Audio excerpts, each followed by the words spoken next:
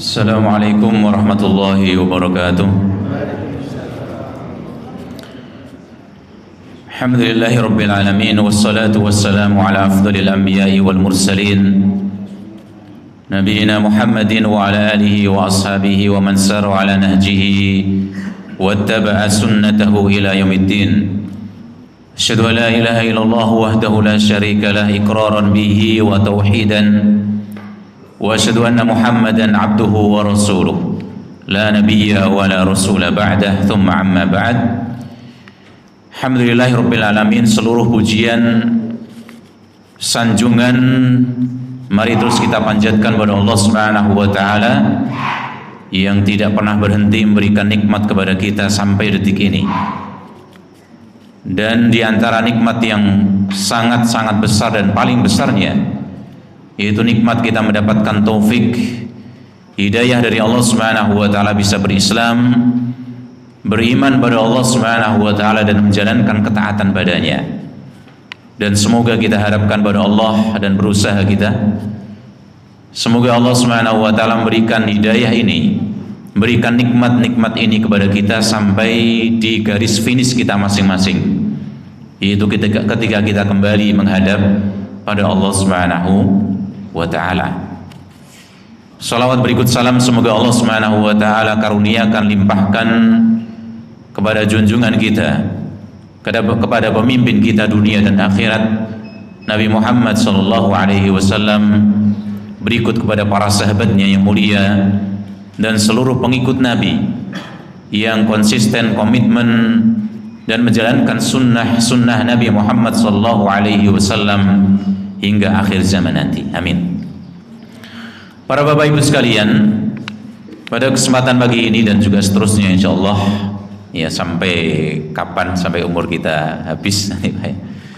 Pada jatah saya insyaallah, ya bila Allah Subhanahu wa taala mudahkan, nanti kita akan bahas tentang doa-doa yang Allah Subhanahu wa taala sebutkan dalam Al-Qur'an dan juga doa yang diajarkan oleh Nabi Muhammad sallallahu alaihi wasallam dalam sunnahnya, dalam hadisnya, yaitu tentang tafsir doa. Ya, dan ini baru saya tulis Pak, semoga nanti bisa kita bagikan. Ya, kemarin mau saya kopikan di antara doanya, namun qadarullah belum jadi. Semoga nanti pada kesempatannya akan datang, sehingga kita saat datang ke pengajian akad pagi demikian, kita nanti pulang dengan membawa kopiannya dan kita bisa praktekkan, kita bisa hafalkan di rumah. Ketika kita doa pada Allah Subhanahu wa taala, ya suruh ngapal ya diwacose. Ora apa-apa. Ya Pak ya, yang penting nanti kita tahu di antara makna-maknanya. Saat kita berdoa tentu yang terbaik adalah doa-doa yang diajarkan oleh Allah Subhanahu wa taala dan Rasulnya. Di samping tentu saat kita berdoa pada Allah sesuai dengan hajat kebutuhan kita masing-masing. Namun tetap yang terbaiknya, yang paling istimewanya adalah doa yang diajarkan oleh Allah dalam Al-Quran maupun disebutkan oleh Nabi Muhammad SAW dalam hadisnya. Yang itu kita mesti punya bagian dari itu semua. Nah, para sekalian, ini ada sebuah doa yang cukup panjang. Kemungkinan enggak, ya, semoga nanti selesai. Namun kalau tidak, kita sambung pada kesempatan yang akan datang. Kita is Ramadan soben. Benar Pak ya? Bulan depan dah Ramadan, pekan kedua kalau nggak salah itu. Ya. Insyaallah ya. Nah, para sekalian, doanya demikian. Mungkin pernah dengar sebagiannya, namun juga mungkin sebagian belum juga mendengarnya. Cukup panjang. Rasulullah mengatakan, mengajarkan kepada kita, Allahumma inni as'aluka ats-tsabata fil amr wa as'aluka al-'azimata 'ala ar-rusydi wa as'aluka syukra ni'matik wa husna ibadatik wa as'aluka lisanan shadiqan wa qalban saliman wa a'udzu bika min syarri ma ta'lam wa as'aluka min khairi ma ta'lam wa astaghfiruka mimma ta'lam innaka anta 'allamul ghuyub. Ini sebuah doa yang sangat-sangat bagus sekali. Ya, nanti kita akan lihat ya sebagiannya Pak. Ini artinya adalah, ya Allah, aku memohon padamu ats-tsabata fil amr, keteguhan dalam semua urusan. Dan aku mohon padamu ya Allah, ya niatan yang baik, tekad yang kuat di atas ketaatan padamu. Dan aku mohon padamu ya Allah bisa bersyukur atas nikmat-nikmat yang Engkau berikan. Dan mohon padamu ya Allah Engkau jadikan aku beribadah padamu dengan yang baik. Ya, beribadah yang baik padamu. Was'aluka lisanan shadiqa, dan aku mohon padamu lisan yang jujur, yang benar, dan hati yang bersih. Wa a'udzubika min syarri ma ta'lam, dan aku berlindung padamu ya Allah dari kejelekan yang apa-apa yang kau ketahui. Ya, yang diketahui oleh Allah Subhanahu wa taala itu lebih luas dibandingin kita. Maksudnya semua yang kita tahu atau tidak tahu, kita mohon perlindungan pada Allah Subhanahu wa taala dari hal-hal yang jelek. Wa as'aluka min khairi ma ta'lam, dan aku mohon padamu ya Allah dari kebaikan apa yang kau ketahui. Wa astaghfiruka mimma ta'lam, dan aku mohon ampunan padamu ya Allah dari apa-apa yang engkau ketahui. Innaka anta 'allamul ghuyub, sungguhnya engkau ya Allah maha mengetahui hal-hal yang gaib. Nah, Bapak sekalian, mari kita cermati dari hadis ini. Hadis ini atau doa ini disebutkan dalam hadis yang diriwayatkan oleh Imam Ahmad dalam musnadnya. Ya, Imam Ahmad bin Hanbal, salah seorang di antara para imam Ahlus Sunnah wal Jamaah, yang beliau disebutkan punya hafalan 1 juta hadis. Ya, ini sewu kata urung ono. 10 Pak. Terlalu sedikit ya. Dan beliau radhiyallahu anhu rahimahullah, yes, beliau disebutkan oleh anaknya dalam sehari ketika beliau masih sehat, belum dimasukkan dalam penjara dan dihukum, ya disiksa setiap harinya, beliau bisa sholat setiap harinya, sholat sunnahnya 300 rakaat. Awake dhewe ping pira? Dihitung dhewe. Begitu masuk penjara berapa tahun itu, sampai ganti 3 khalifah. Ya, beliau disiksa setiap hari, dicambuk punggungnya, ya sampai hampir melorot itu celananya Pak. Dan beliau doa pada Allah, ya Allah, ya kalau saya disiksa, ya tetap jagalah aurat saya, jagalah aurat saya, walaupun dicambuk celananya melorot menewak. Ya, karena beliau takut auratnya terbuka. Begitu masuk penjara, dihukum setiap hari itu disiksa. Beliau diceritakan, badan saya sudah, ya begitu keluar dari penjara Pak ya, beliau cerita, badan saya sudah tidak kuat lagi seperti waktu saya dulu. Saya tidak mampu sholat sunnah lagi dalam sehari kecuali 1 rakaat. Awak itu pikir apa? Insyaallah ya, Imam Ahmad bin Hanbal. Demikian juga diriwayatkan oleh Imam At-Tirmidzi dalam sunannya, dan juga Imam Nasai dari sahabat Shaddad bin Aus. Yang di sini Rasulullah disebutkan, kana Rasulullah yu'allimuna an naqul. Dulu Nabi Muhammad SAW beliau biasa ya mengajarkan kami untuk mengucapkan ini, salah satu doa ini.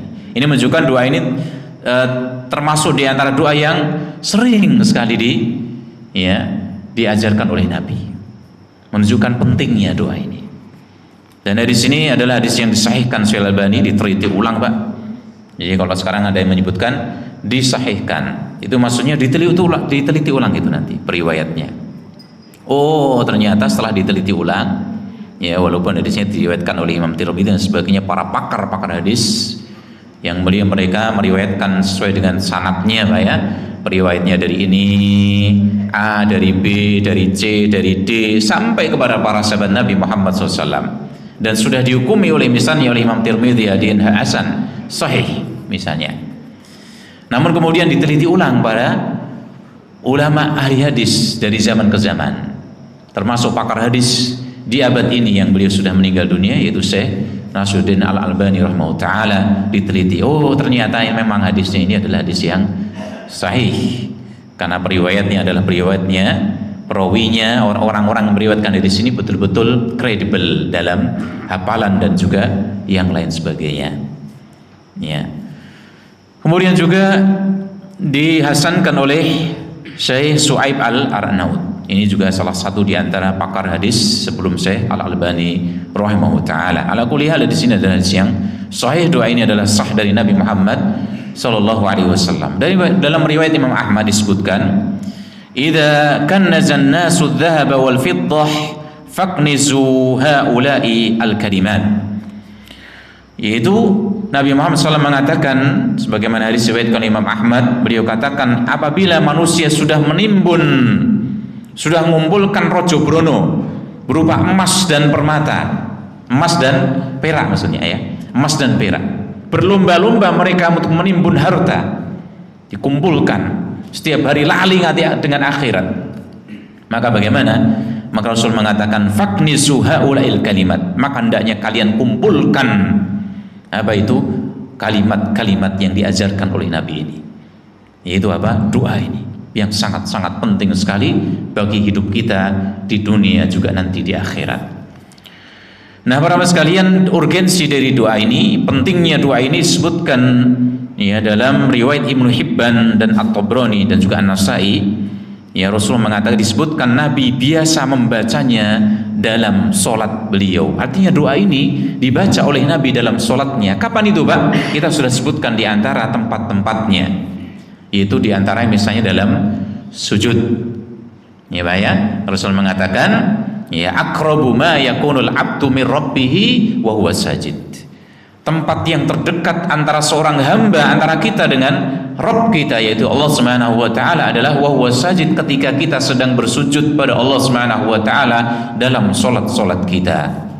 Maka Rasul mengatakan, fa'aktsirud du'a, maka perbanyaklah doa di sana. Di samping kita membaca subhana rabbiyal a'la, subhana rabbiyal a'la, atau yang lainnya, subuhun qudusun rabbul malaikati waruh, dan sebagainya, doa-doa yang lain, kita perbanyak doa-doa sesuai dengan hajat kebutuhan kita, termasuk diantaranya doa ini. Yang lainnya adalah sebelum kita salam, ya, sebelum kita mengucapkan salam, setelah kita membaca tahiyat, berlindung dari beberapa hal, dari fitnahnya Dajjal, fitnah kehidupan kematian, fitnahnya adab kubur, fitnahnya neraka, ya, maka kita bisa berdoa di sana. Dan ini kita, Pak, kita lebih luas untuk berdoa ini ketika menjalankan sholat apa, Pak? Yang sunnah. Ya, kalau apa namanya, sholat wajib kita tetap ikut imamnya. Gitu. Terus ya tergantung imamnya, kadang-kadang imamnya juga sujudnya panjang gitu, atau setelah tahiyat dia cukup lama misalnya, maka kita bisa berdoa di sana lebih banyak. Tapi kalau kemudian imamnya itu pendek, dia nggak terlalu panjang ketika sujudnya, Pak, ya, ketika dia sujud nggak terlalu panjang, ya kita secukupnya itu. Bukan angsal kemudian bagaimana kita ngeri-ngeri, wah aku lagi pengen doa kok, ya, imamnya sudah Allahu Akbar tahiyat misalnya, ya, atau sudah bangkit duduk di antara dua sujud, kita masih sujud terus, maka ini bertentangan dengan sunnahnya Nabi, ajarannya Nabi. Karena kita diperintahkan untuk mengikuti imam, ya, apapun gerakannya, tidak boleh terlalu lambat, ya. Yang pertama, tidak boleh terlalu cepat mendahului imam. Yang kedua, tidak boleh terlalu lambat. Yang ketiga juga tidak boleh barengi, tapi ngikuti. Yang barengi maksudnya bagaimana? Imam ngangkat langsung kita ngangkat bareng, ya. Namun yang benar adalah setelah imam, ya, Allahu Akbar, kita langsung ikuti, ya, tidak boleh terlalu lama. Termasuk juga, ya, saya dapatkan sebagian para saudara kita yang baik, yang punya niatan yang baik, tujuan yang baik, yaitu apa? Ketika, ya, salam, imam salam, karena dia terdorong untuk banyak berdoa di sana, imam wis salam cukup lama, dia belum selesai salamnya, nelat, ya, karena apa? Tujuannya pengen berdoa. Tidak, ini tidak boleh yang demikian. Jadi tetap, karena Rasulullah mengatakan, innama ju'ilal imamu liyu'tamma bihi, yang namanya imam itu diangkat ya diikuti, ya, begitu dia salam maka kita segera salam juga. Kalau panjang sami, kalau pengen berdoa lebih banyak, kapan? Pas sholat sunnah bisa, ya, lebih banyak kita panjangin, silahkan, ya, karena kita sendiri, ya. Demikian juga apalagi sholat malam kita, atau sholat yang lain lah, sholat sunnah, silahkan kita mau panjangkan sekuat kita, sesuai dengan keinginan kita, panjangnya bagaimana, silahkan, ya. Walaupun tetap kalau diusahakan, ya, antara satu rukun dengan yang lainnya tetap tidak terlalu jauh perbedaan waktunya. Oh, ya. Nah, mari kita lihat tafsir dari doanya. Dari doa ini mari kita baca nanti sedikit-sedikit, ya, satu penggal. Di sini Allah Rasulullah SAW mengatakan, Allahumma inni as'aluka tsabata fil amr. Mari kita baca bersama Pak ya. Allahumma inni as'aluka ats-tsabata fil amr. Allahumma inni as'aluka ats-tsabata fil amr. Ya, sekali lagi Pak ya. Allahumma inni as'aluka ats-tsabata fil amr. Ya Allah, aku mohon padamu keteguhan dalam semua perkara. Amr sini sebenarnya cuma satu ini, dalam urusan, dalam perkara kita. Namun para ulama menjelaskan al-amr di sini maksudnya adalah semua urusan kita. Kita minta pada Allah Subhanahu wa taala keteguhan, ya, kekuatan. Ya, baik dalam masalah dunia kita, baik dalam masalah agama kita, maupun dalam masalah akhirat kita. Kita minta pada Allah Subhanahu wa taala diberikan keteguhan dalam dunia kita. Orang melenceng saat kita menjalankan aktivitas dunia kita. Ya, tetap teguh. Ya, tetap apa? Tetap bener, tetap lenceng. Boleh pangan ya lenceng. Orang mingguk-mingguk boleh sing haram. Nah, ini yang disebutkan sebagai orang yang syuh juga demikian. Orang yang tamak, orang yang bakhil. Termasuk diantaranya apa? Dia cari dunia dari jalan sing halal dan yang haram. Orang peduli itu. Sing halal enggak masalah. Ya, namun dia cari harta dari yang haram, mengambil haknya orang lain, ngapusi, ngerampas harta orang lain, dicopet, dicolong, diuntet, diingkret, nggak boleh Pak? Dino Pak? Dipotong itu sebenarnya.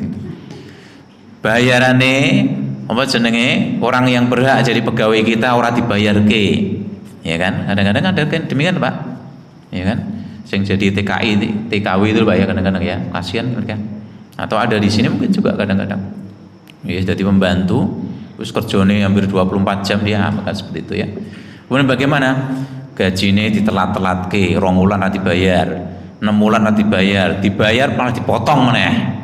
Ini bagaimana? Ini termasuk suh kebakhilan yang nemen, yang disebut dengan suh itu. Ini lebih parah Pak dibanding bakhil biasa. Karena apa? Mengambil, ya, tidak ngasihkan haknya orang lain, nggak boleh kita. Ya, makanya dalam adab-adab orang punya pembantu disebutkan dalam adab ya Pak ya. Zaman dulu Pak, itu sampai orang tuannya pakai pakaian apa, harganya anggap seperti itu ya. Harganya seperti itu ya, harganya anggap aja pakaiannya regane piro Pak pakaian isane iki misalnya. 150. Nah, gitu aja lah wis gampang. Entuk ora gitu.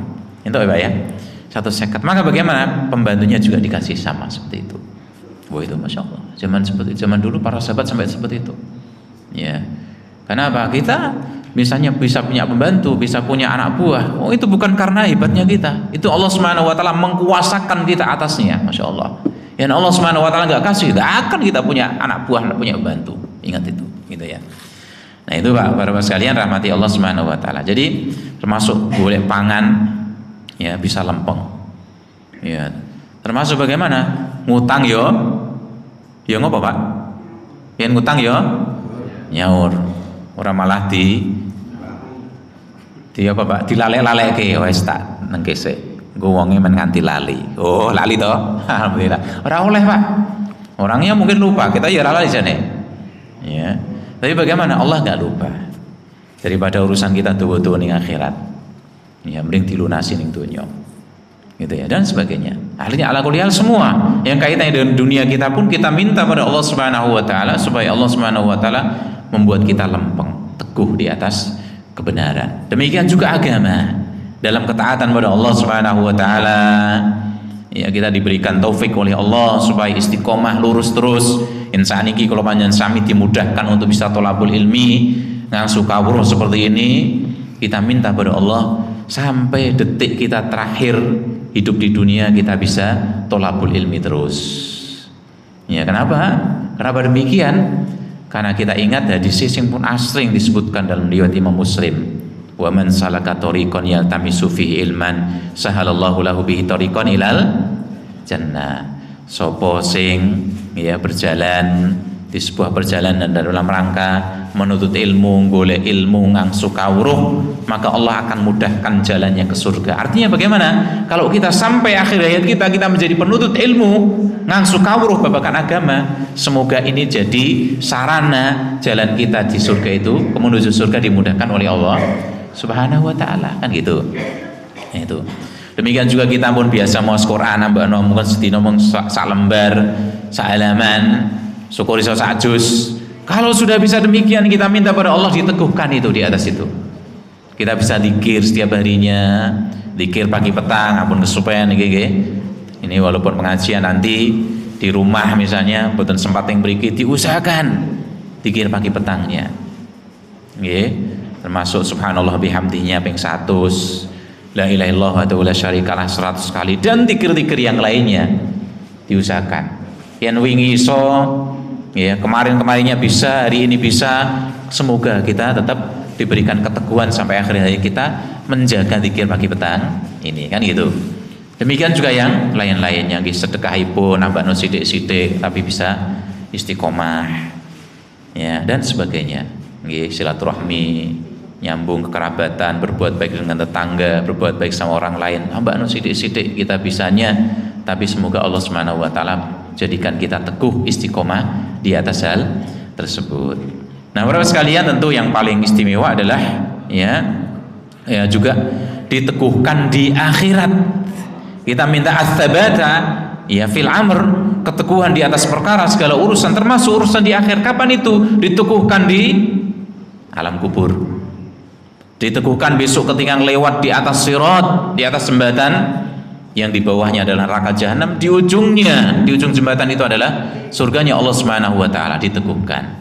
Kenapa? Karena orang banyak tergelincir di waktu itu. Okay. Ada yang mengatakan dalam riwayat itu bahwasannya jembatan sirat itu seperti apa, Pak? Seperti lambut dibelah 7. Kayak apa gue ya? Ya, tajamnya seperti pisau cukur atau pisau silet. Ya, ada yang mengatakan demikian. Wah, alam bisawab ala kulli hal, banyak orang yang tergelincir di atas sirat itu. Ya, tidak cuma tergelincir karena di sana ada kalalib, ada pengaitnya. Apa itu? Dosa-dosa kita. Ya, di atas sirat itu ada pengaitnya. Apa? Orang dikait uncalke, kait uncalke, cukur kita aja. Nauzubillah min dzalik. Apa itu, Pak? Dosa kita. Sing nyilakake awake dhewe. Makanya Rasulullah mengatakan, apalagi dosa besar, Rasulullah mengatakan al-mubiqat. Yang jenenge dosa besar itu mubiqat. Apa itu? Muhlikah, penghancur, membinasakan kita. Nah, ini para Bapak sekalian, ini menunjukkan saat kita berbuat dosa, ingat, ini menunjukkan bahwasanya kita itu enggak cinta pada diri kita sendiri. Terus betul? Betul enggak? Kalau kita cinta pada diri kita sendiri, awake dhewe ora bakal nyilakake awake dhewe. Namun ternyata inilah kita. Makanya benar ketika Allah Subhanahu wa taala katakan dalam Al-Qur'an, wa kana bil mu'minina rahima, atau wa kana Allah ya, adalah Allah Subhanahu wa taala itu kana bikum rahima. Sangat-sangat sayang pada kita. Sayangnya Allah pada kita, Pak, lebih dibandingkan sayang kita pada diri kita sendiri. Buktinya apa? Kita berbuat salah, kita berbuat dosa yang demikian banyak, Allah bukakan pintu ampunan setiap harinya. Yabsutu yadahu, Allah Subhanahu wa taala disebutkan oleh Nabi, dibentangkan tangan Allah Subhanahu wa taala itu di siang hari, di malam hari. Supaya apa? Kalau pandangan sami yang sudah berbuat dosa, membuat ya kebinasaan untuk diri kita sendiri, di pagi hari kita berbuat salah, malam hari kita tobat, Allah buka, Allah terima. Kita berbuat salah pada diri kita sendiri, berbuat dosa di malam hari, Allah buka tangannya menerima tobat kita di siang hari. Loh, ini menunjukkan sayangnya Allah pada kita. Diuji sama Allah. Ya, kita berbuat salah, berbuat dosa, tumpuk undung istilahnya. Jolo gunung akeh banget. Allah nggak hancurkan kita langsung, berbuat dosa mati. Wah, entek awake dhewe ora ono sing ngaji mungkin. Ora ono sing hadir hari ini. Tapi bagaimana? Allah Subhanahu wa taala tunda memberi adab kita. Paling dikei ujian sithik lho iki. Ben kelingan kayak loro sithik. Oh ya Allah, betul kemarin saya berbuat dosa ini, demi Allah ampuni saya, maafkan saya ya Allah. Kita tobat kepada Allah, kembali kita pada Allah Subhanahu wa taala. Loh, sayang itu Allah sama kita. Ditegur kita sama Allah Subhanahu wa taala. Allah Subhanahu wa taala datangkan kepada kita orang-orang yang ngajak kita berbuat baik, Orang-orang yang mengajarkan kepada kita, mengingatkan kita tentang akhirat, dibacakan pada kita ayat-ayat Allah Subhanahu wa taala. Loh, itu sayangnya Allah Subhanahu wa taala pada kita. Jangan dikira panjenengan sakit datang di majelis ini karena hebatnya kita, mboten. Sekedar panjenengan sehat, mboten. Tapi bagaimana? Allah tuntun panjenengan semuanya datang ke sini bisa mendengarkan ceramah, bisa mendengarkan tausiah, mendengarkan ayat-ayat Allah, mendengarkan hadis-hadis Nabi Muhammad SAW. Itu sayangnya Allah sama panjenengan, Pak. Insyaallah. Dan banyak lagi. Itu ya. Nah, ala kulli hal bagaimana? Nah, tadi kita minta pada Allah Subhanahu wa taala diteguhkan saat kita nanti lewat di sirat itu. Dan ini semoga ini adalah jalannya. Kita bisa ngaji, kita bisa thalabul ilmi. Ini adalah jalan semoga nanti supaya kita enggak tergelincir nanti di sirat, di jembatan di atas ya neraka jahanam itu. Termasuk juga sabat diteguhkan oleh Allah Subhanahu wa taala di mana itu? Di alam kubur kita. Ketika apa? Ketika ditanyai oleh dua orang malaikat. Siapa itu, Pak? Malaikat Mungkar dan Nakir. Yang ini yang disebut sebagai fitnah kubur. Dia ada fitnahnya neraka, ada fitnahnya kubur, ada azabnya kubur, ada azabnya neraka. Napa bedane? Fitnah kubur, pertanyaan di alam kubur. Man rabbuka? Sapa Rabbmu? Sapa Tuhan? Wa man nabiyuka? Sapa nabimu? Wa ma dinuka? Apa agamamu? Loh, kita pertanyaan sepele, tapi berapa banyak orang nggak bisa menjawabnya. Maka bagaimana? Wes ndrodok sik mungkin ya Pak ya. Ndrodok sik. Maka kita minta diteguhkan sama Allah Subhanahu wa taala saat menjawab pertanyaan di alam kubur itu. Ini fitnah kubur, ada kubur ono dewi. Ya, dibentangkan orang-orang yang maksiat termasuk Fir'aun. Sore hari, pagi hari tunjukkan neraka. Ya, orang walaupun dia belum masuk neraka, ya, tapi ditunjukkan neraka, adab neraka di depannya. Wah, adab itu terhadap.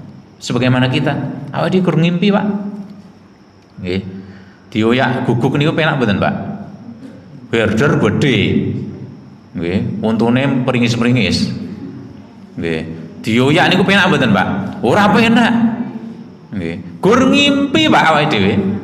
Dioyak herder 3, 4, 5, nggih, guduk-guduk. Wah, ngeri Pak awake dhewe. Ya. Apa jane mungkih-mungkih. Adab itu teradab itu.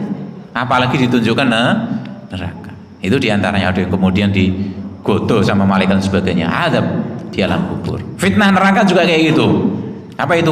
Pertanyaan malaikat pada orang yang masuk neraka dalam rangka apa? Dalam rangka ben tambah sedih, ben tambah susah. Alam ya'tikum nadhir. Alam ya'tikum rusulun minkum yatsluna 'alaikum ayati rabbikum wa yundhirunakum liqa ayyamikum hadza. Takoki karo malaikat di neraka itu. Apa mbiyen kok nganti mlebu neraka koyo ngene piye to jane? Janjane kowe iki mbiyen ngopo? Apa urung teko nabi kalau rasul? Ben apa? Ben tambah susah. Oh ya Allah, dulu sudah pernah datang kepada saya. Ternyata saya tidak terima, bahkan saya dustakan, saya katakan pendusta, saya katakan ngomongi dan sebagainya. Itu apa? Fitnah di neraka. Adabnya sudah kita tahu. Ini para sekalian, kita minta pada Allah Subhanahu wa taala di alam kubur kita diteguhkan, di padang mahsyar pun ya di akhirat juga diteguhkan oleh Allah Subhanahu wa taala. Lebih-lebih lagi para sekalian yang disebutkan ya para ulama juga, lebih-lebih lagi yang kita butuh untuk diteguhkan kapan itu Pak? Saat ihtidhar. Apa itu? Saat malaikat maut mau menjemput kita. Karena demikian di sana banyak ya orang tergelincir. Setane orang meneng, Pak. Baik setane sing bangsa jin maupun manusia. Kalau panjenengan sami imut kisahipun sinten Abu Thalib. Ngopo nganti akhir hidupnya pada Rasulullah mengatakan ya ammi qul la ilaha illallah wa pamanku panjenengan ucap la ilaha illallah kalimatan uhaju biha laka indallah. Sebuah kalimat benjing ning akhirat, saya akan bela panjenengan dengan kalimat ini di sisi Allah Subhanahu wa taala. Wah, itu Abu Thalib sudah mau ngomong, Pak. Sudah mau mengucapkan. Ono setan bentuk-bentuk menungso. Abu Jahal, Abu Lahab dan sebagainya. Oh, pokoknya Abu Thalib apa wis keting banget to karo agamane bapak moyangmu kok sang diucap la ilaha illallah. Apa ngucapke barang? Apa wis keting? Sampai akhir ayat bagaimana? Abu Thalib gak mengucapkan. Lho iki setan bangsa menungso ya melu nggodha, Pak. Di zaman sekarang juga kayak gitu. Sebelum datang sakaratul maut pun juga demikian. Ini Pak, orang-orang yang ngajarkan seperti ini Pak. Sampai kadang-kadang ada yang ceramah di YouTube dan sebagainya itu. Kita semua ini agama kabeh bener kabeh. Kinten-kinten Pak saya tanya. Agama ngendi sing ngomong kayak gitu? Nasrani apa mereka bilang kabeh agama bener, orang mungkin. Nggak ada itu. Di dunia semuanya akan mengatakan, semua agama itu akan mengatakan sing bener agama saya, mesti kayak gitu lah. Kok ini di kalangan kaum muslimin sekarang, ya agama liberal itu Pak sekarang itu Pak. Mengatakan bagaimana kabeh agama bener, sampai ning akhirat surgane dewi-dewi ono, dikapling dewi-dewi. Oh, ini ajaran menyesatkan ini. Ini pertama kali adanya ngambil dari pemikirannya wahdatul wujud. Apa itu manunggaling kawula Gusti yang disebutkan oleh Al-Hallaj, ya termasuk Ibnu Arabi. Karena apa? Mereka anggap semuanya itu yang ada di alam semesta ini apa namanya? Ya wujudnya Allah Subhanahu wa taala. Ya, sehingga mereka mengatakan bagaimana tidaklah kera dan babi kecuali Tuhan kami. Tidaklah pendeta yang beribadah di gereja, di kanisah, di sinagog dan sebagainya kecuali dia adalah Tuhan. Masya Allah. Ini ngeri Pak. Pernah kok ini ajaran zaman dulu. Ya, dan ini sekarang yang kemudian diajarkan kadang-kadang di sebagian kampus-kampus Islam Pak. Nauzubillah min dzalik. Ini nanti jam piro iki? Sampai jam berapa Pak ini Pak? 1 menit meneh berarti ya. Ya. 1 menit itu kebablasan dikit gak Pak ya? Ya tadi, jadi itu tadi. Jadi kita lebih minta diteguhkan sama Allah satu ketika kita sakaratul maut. Iso ngucapke syukur-syukur la ilaha illallah atau kalimat thayyibah yang lain. Ingat seperti misalnya Ibnu Abdul Hadi, muridipun Syekhul Islam Ibnu Taimiyah, meninggal dunia usianya cek nom Pak, tapi napa istilahipun ilmunya julu langit. Punya kitab namanya ya Al-Muharrar. Ya, meninggal usianya 35 tahun Pak. Tapi ilmunya Masya Allah. Dia meninggal dengan mengucapkan bagaimana saudara-saudaranya, bapaknya masih hidup juga.